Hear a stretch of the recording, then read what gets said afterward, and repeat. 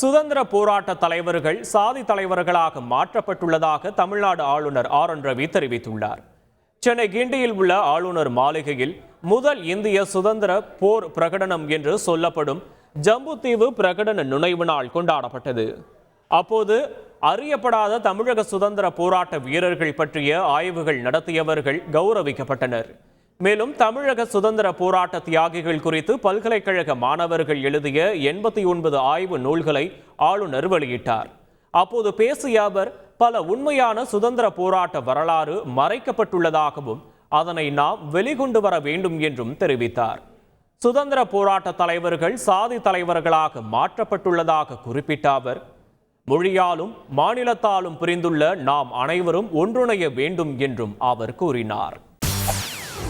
செய்திகளை உடனுக்குடன் தெரிந்து கொள்ள உடனே சப்ஸ்கிரைப் பண்ணுங்க.